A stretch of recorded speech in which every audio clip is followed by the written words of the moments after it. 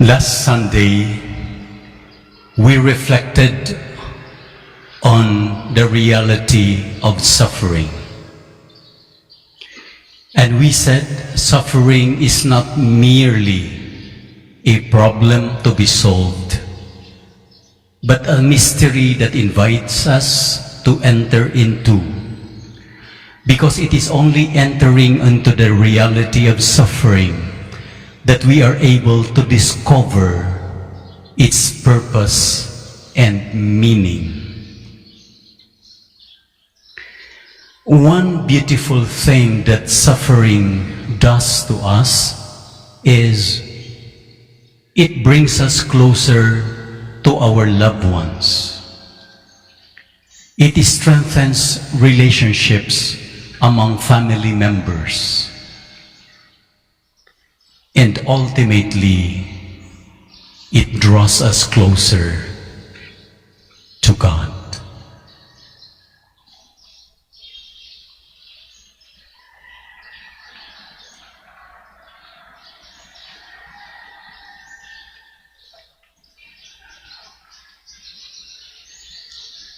A few days ago, I received a number of text messages telling me, Bishop, the homily last Sunday was very moving, and we cannot help but shed tears.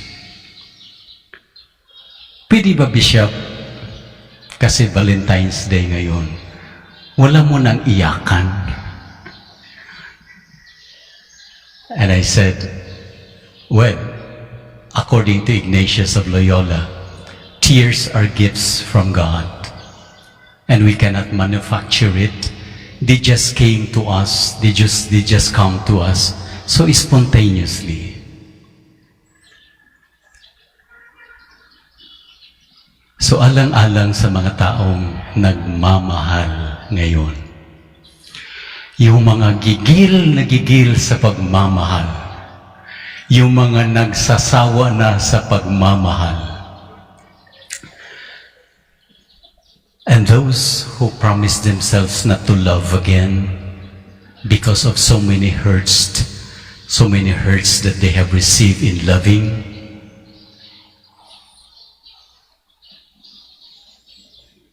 It's good to look at our readings today,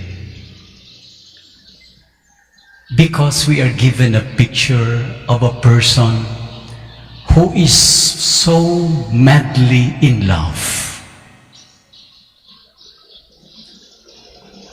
And let us try to see how a person who is so in love enters into the reality of suffering. And today's gospel gives us a particular image of suffering, which is leprosy. No, sanla. And the readings, our first reading from Leviticus, gives us a picture of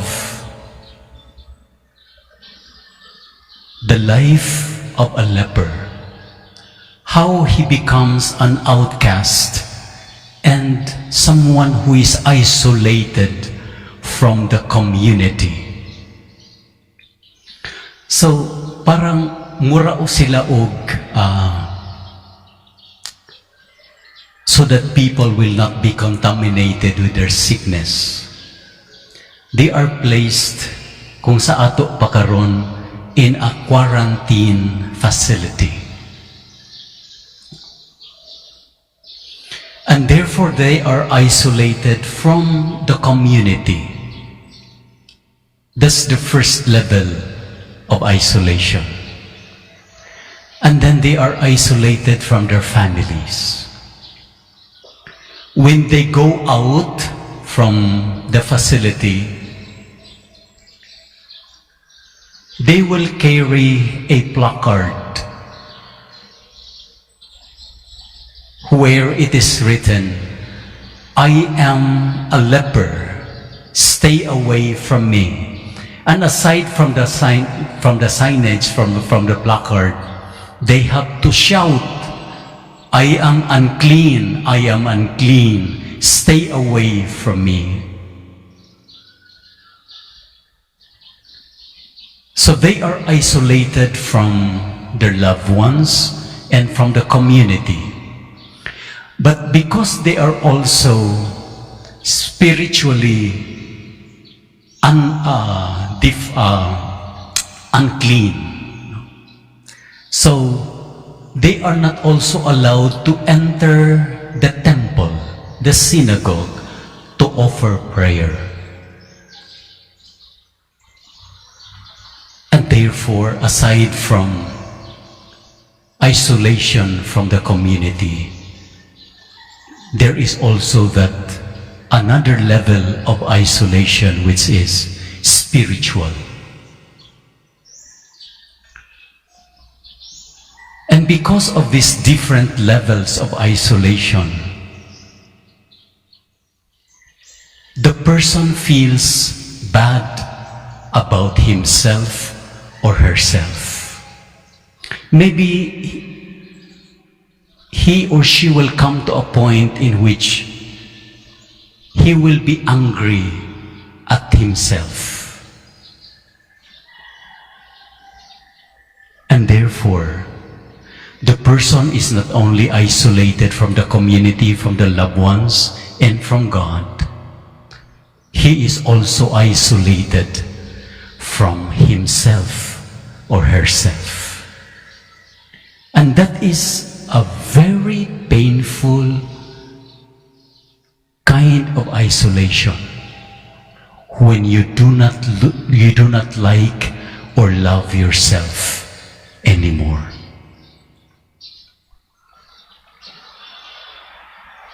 But then, while people stay away from this leper, while people avoid contacts from this person, Jesus enters into the scene.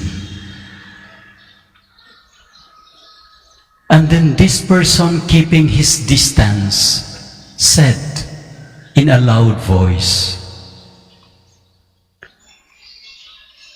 "If you wish, you can make me clean. If you wish, you can make me clean." And Jesus, moved with compassion,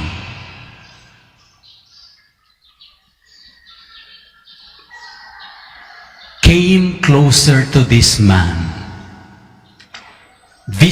who feels bad about himself, this man who is isolated from the community and loved ones and from the temple, from the faith community. Jesus came closer to this person and then stretched his hand, and not just stretched his hand and kept his distance, but he came closer to this man. O kung unsa ang bawal, gibuhat ni Jesus. He crossed barriers. He touched the person, the leper.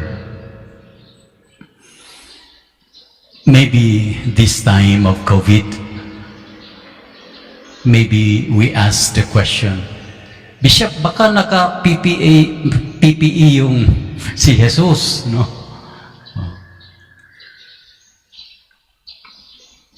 No.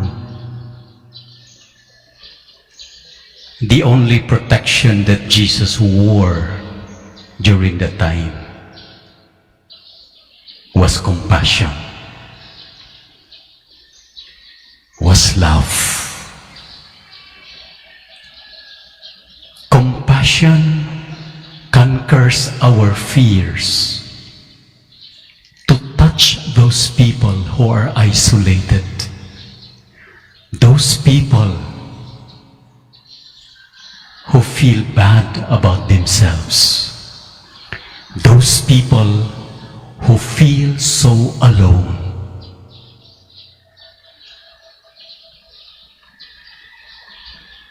Jesus enters into spaces that even we ourselves who are sick don't want to enter into.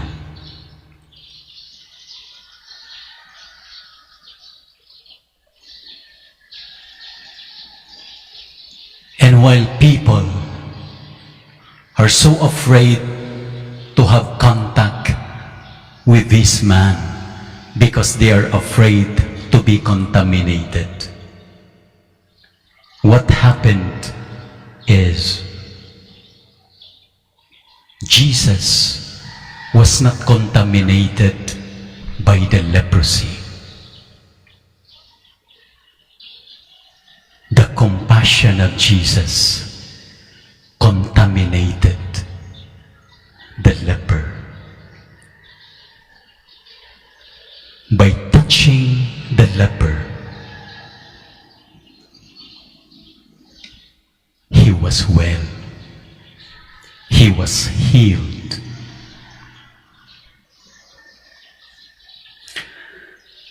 Indeed, love enters into places of isolation.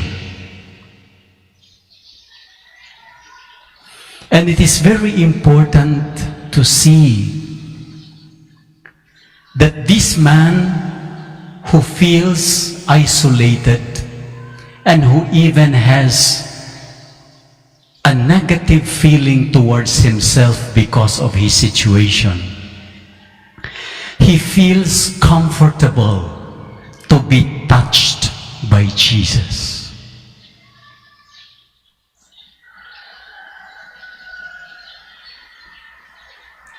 In our lives, we have different levels or types of leprosy. It can be physiological,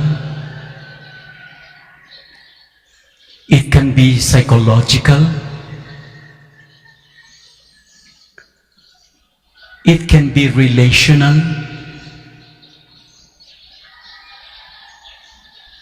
problems in the family,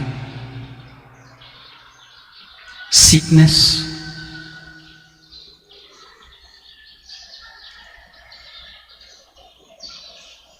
spiritual sicknesses, moral sickness, dependencies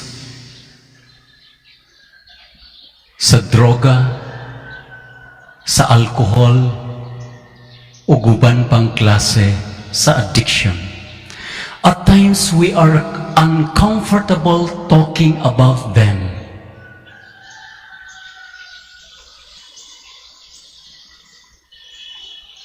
We don't want topics to touch it. We don't want to talk about it. We know that there are problems going on in our lives and in the family and in society.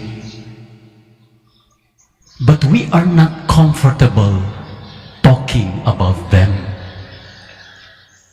But this man in the gospel, the thing that makes him feel bad about himself, he allowed Jesus to touch it. Maybe it's good to ask ourselves how comfortable we are in allowing Jesus to touch our problems, our dependencies, our sicknesses, our illnesses. Because those things that we deny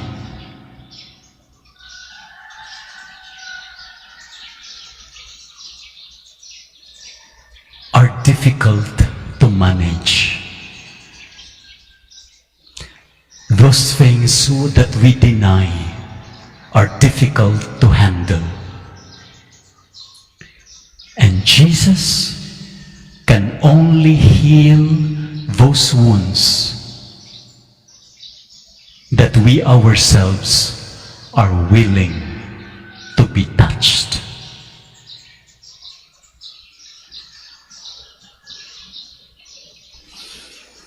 Secondly, Jesus was not afraid to touch the wound that is being experienced by this leper. He is so comfortable touching wounds of people and healing them.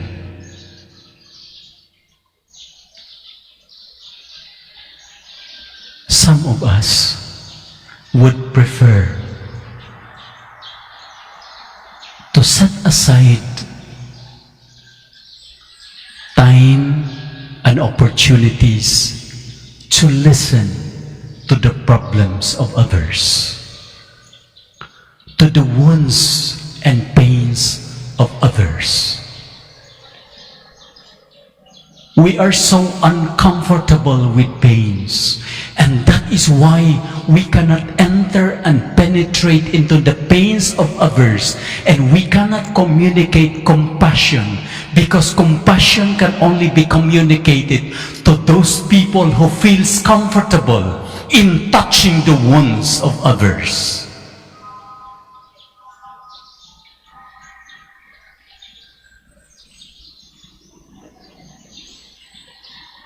Maybe there are illnesses in the family.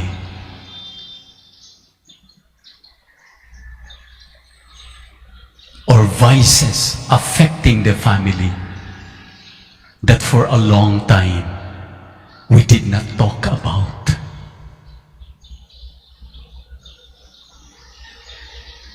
The readings for today are inviting us to accept them, that they are there. I have leprosy. I am sick. I am in pain. I have problems. Can you listen to me? Can we talk about it? Because it is only in talking about it, it is only in listening to the pains of others with compassion that we will experience healing.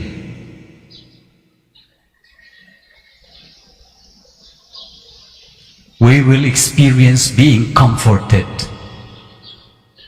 and be consoled because of the compassion of others who are courageous enough to enter into the spaces of our life where we feel so afraid, where we feel so hurt.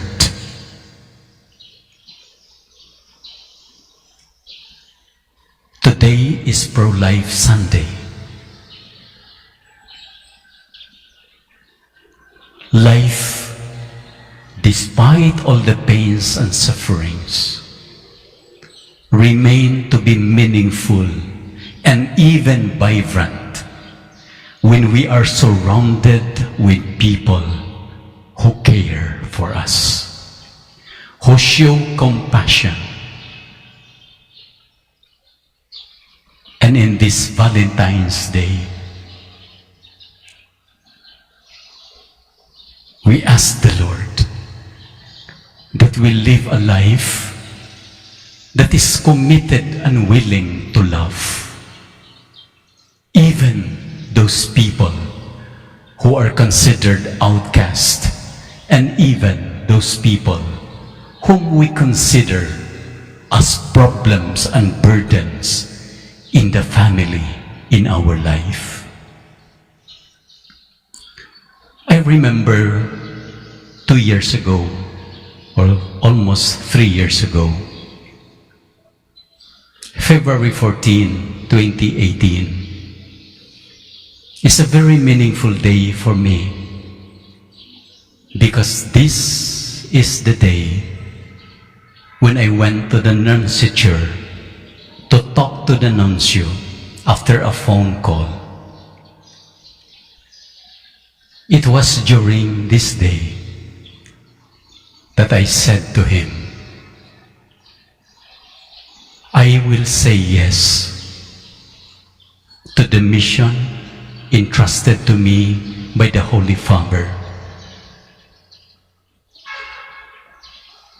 that I will be the new bishop of Tandag.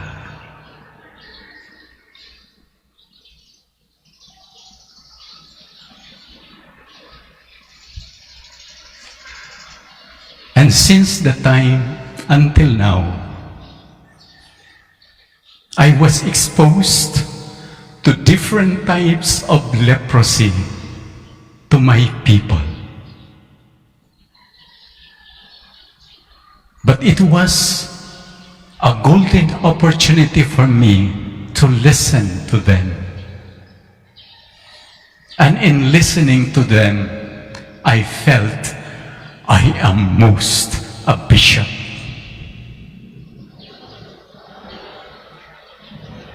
We are at our best self when we are filled with compassion in touching the wounds and pains of others, hoping that it will comfort them in their sorrows and pains, and hoping that our compassionate gesture will be blessed by God, so that these people whom we touched will experience the grace that this leper in the gospel experienced, the healing grace of God that restores him to his family, to the community, to the worshiping community, that he can now worship God, not in isolation, but together with the believing community of God, and destroying all these barriers of isolation. He begins to feel good about himself, that he has a value, that because of his experience of the compassion of Jesus, he went out his way. He proclaimed openly the good news that God healed him, that God restored his life, and he will become God's ambassador of mercy. We are all called to be channels of God's mercy, but that can only happen if we are comfortable in allowing Jesus to touch us, to touch those areas where we feel so bad about ourselves. Because it is only in experiencing the compassion of God that we become comfortable in touching the wounds and the pains of other people. And hopefully, people will experience the healing power of Jesus. The healing power of Jesus that makes us experience that the kingdom is at hand. May Jesus Christ be praised.